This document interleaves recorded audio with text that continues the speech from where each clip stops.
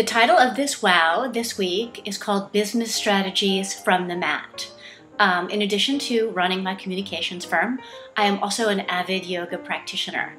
And today I'm going to talk about 3 strategies that I've taken from the mat into my business that have incredibly improved my life, and I guarantee will improve your business. So, number 1, this magical phrase, more isn't better, better is better. If you've done yoga, I don't know what your first experience of doing a back bend was. The first time I did one, I thought I was going to spend the rest of my life in traction, okay? And so, after that I was obsessed. I had to get my back to bend. And one day my teacher came over to me and he said, more isn't better, better is better. Work smarter. All right?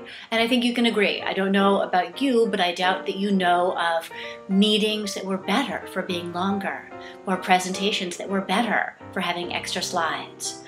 But unfortunately, in these days of supersizing everything, from our burgers to our cars, we think that it's somehow better when there's more.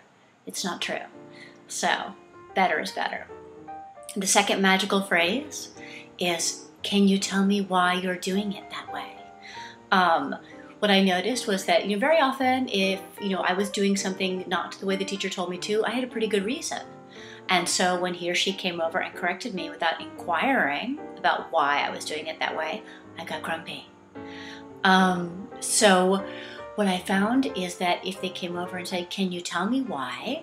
I had the opportunity to give my point of view, and then they could, correct me or not if my reason was valid. I think you'll find this is true. If you see someone on your team doing something, and rather than just reprimanding them, ask them why. I guarantee if you need them to do it the way you want them to, they will listen to you more easily because you assumed from the beginning they were making an intelligent choice. And it's possible, they actually know a better way of doing it, in which case you're going to learn something. There's no downside there.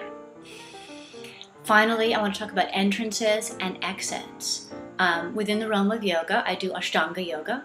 It's a very set series of poses, and we also have a set entrance and exit to each pose. Sometimes we go in with our hands on our hips, sometimes we go with our hands in front of our face, whatever.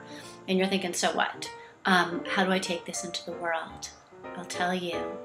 Very often we're so focused on our meeting or our interview that we forget about the small niceties that are needed for the receptionist or the wait staff.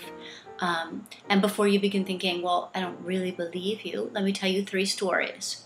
One of my CEO clients was told after he'd been hired that part of the reason why he'd been hired, but was factored in, was the fact that he remembered the receptionist's name and asked about her children every time he came in to speak to them about the job.